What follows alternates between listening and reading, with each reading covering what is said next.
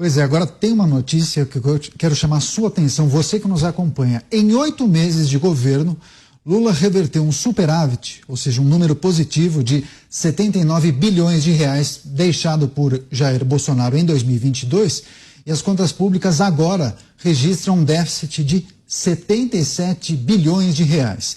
Segundo dados do Tesouro Nacional, só em julho foi registrado um rombo de 36 bilhões de reais, representando o segundo pior resultado para o mês na série histórica iniciada em 1997.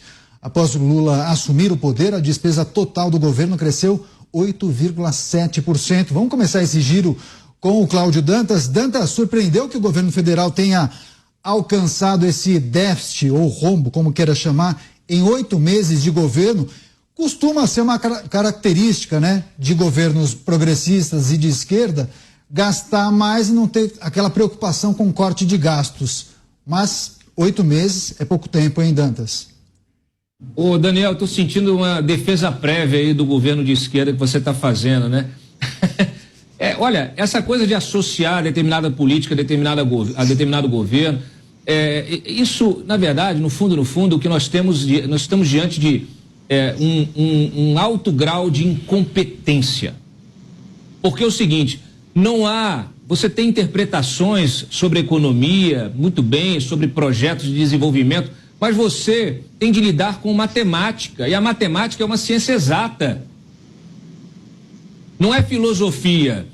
A esquerda pode filosofar, pode ocupar os DCEs da faculdade de filosofia e inventar o que ela quiser, pode falar sobre questões de gênero, pode falar o que ela quiser, pode fazer a tese que ela quiser, mas a matemática, você não consegue se contrapor a ela.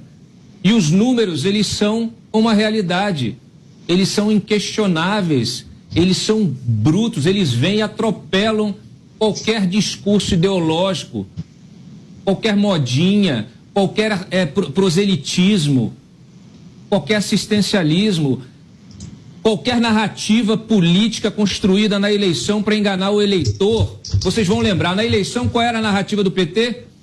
Que o governo Bolsonaro quebrou o Brasil. E aí nós temos um governo, um 2022, que encerra com superávit. Já foi um tapa na cara do militante. Lide com essa realidade, a realidade dos números. Aí eles fizeram aquele esforço todo para aprovar a PEC da transição, arrombaram as contas públicas em quase 200 bi. E passam 8 meses de conversinha fiada, de entrevistinha, de depoimento, de não sei o que, atacando o Banco Central, pressionando os juros a longo prazo, mexendo na política de preço da Petrobras, que estava rendendo dividendos para o próprio Tesouro, que estava beneficiando o BNDES. Hoje o Mercadante chorou num evento. Deve ser por isso, deve ser por causa do prejuízo que o BNDES deu também no primeiro semestre. Eles estão arrasando com o que foi deixado. A herança era bendita. Em 8 meses ela se reverteu, as expectativas são as piores possíveis. E essa gente vive em que realidade? Pretendem todos os dias, diariamente, vender uma realidade, um mundo que não existe para o eleitor. Só que as pessoas não se enganam, porque quando elas vão comprar o leite no mercado, o óleo, a picanha, só picanha fatiada mesmo, nesses memes que viralizaram na internet, ela tem de lidar com a realidade do seu salário que dá para comprar o seu poder de compra. Então tá aí, essa é a realidade dos números. Saímos de 79 bi positivo para 77 bi negativo. Por isso que eu falo, ontem estava Simone Tebet fazendo um discurso cínico para a imprensa. Então assim, não é possível. Tá, não é possível. Perfeito, essa é a realidade. Perfeito, Dantas. A gente vai girar com todos os comentaristas. Mota, que sempre traz um recorte mais liberal para esse tipo de discussão. É um governo que gasta muito, que acumula um déficit de quase 80 bilhões de reais em 8 meses de governo, Mota. E a pergunta é, gastou bem pelo menos? A população está satisfeita? Essa pergunta a gente responde todo dia aqui quando a gente dá notícias de viagens, né, parece que tem até uma notícia aí de compra de um novo avião, porque o avião atual estaria ruim. Eu só vou discordar um pouco do meu colega Dantas.